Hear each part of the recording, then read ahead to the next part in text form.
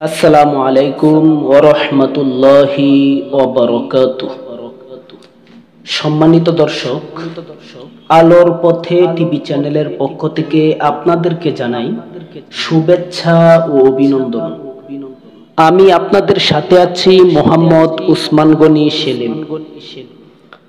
খুবই ভারাক্রান্ত হৃদয় নিয়ে আপনাদের সম্মুখে আমার অল্প 2 মিনিটের একটি শর্ট ভিডিও আপনাদের সম্মুখে দিচ্ছি।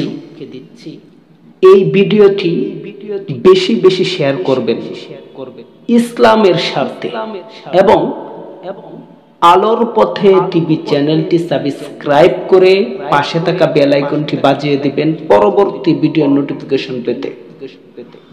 তো যে কথাটি আপনাদের সম্মুখে বলতে চাই, আমাদের ধর্ম ইসলাম। ইসলাম ছাড়া আর কোনো ধর্ম নেই। কেউ যদি বলে ইসলাম 1 নাম্বার ধর্ম, তাহলে এখানে অর্থ চলে আসে 2 নাম্বার ধর্ম আরেকটি রয়েছে। না, একমাত্র ধর্ম ইসলাম। ইসলাম ছাড়া আর কোনো ধর্ম নেই। আল্লাহ তাআলার কাছে যেটি গ্রহণযোগ্য সেটিই হলো প্রাধান্য। সুতরাং এই ইসলামকে নিয়ে কিছু ইহুদি খ্রিস্টানদের দালাল বাংলাদেশে চিনিমিনি খেলার পায়তারা করছে। যেমন তোর মধ্যে মাজারপন্থী এক শ্রেণী রয়েছে।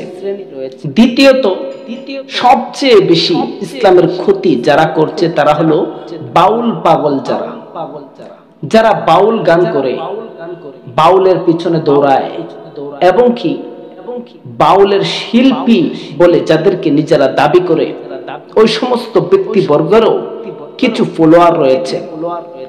আর তাদের ফলোয়ার সবগুলো মূর্খ ফলোয়ার, অর্থাৎ যারা বকলম জানে না। তারা বাউল গানটাকে ইসলাম মনে করে, বিভিন্ন ফালা তারা বলে, বিভিন্ন ঘটনা তারা বলে, যে ঘটনার সাথে কোরআন হাদিসের সাথে কোনো সম্পর্ক নেই। এই সমস্ত ঘটনা বলে মানুষকে বুঝাচ্ছে যে এটা নবীর কথা বলা হচ্ছে, ওলির কথা বলা হচ্ছে, আল্লাহ হাবিবের কথা বলা হচ্ছে, জান্নাত জাহান্নামের কথা বলা হচ্ছে। কিন্তু আসলেই ভালো কথার ভিতরে এমন কিছু নাস্তিক্যবাদী এবং শিরকি কথা মানুষের সম্মুখে এমন ভাবে উপস্থাপন করছে, উপস্থাপন করার সাথে সাথে সবাই বাহবা কিংবা ঠিক বলে উচ্চারণ করেছে, আওয়াজ করেছে, সাথে সাথে যারা সমর্থন করেছে প্রত্যেকের ঈমান চলে গেছে। তাই আমি দ্রুত সমস্ত বাউল শিল্পীদেরকে আইনের আওতায় আনার আহ্বান জানাচ্ছি।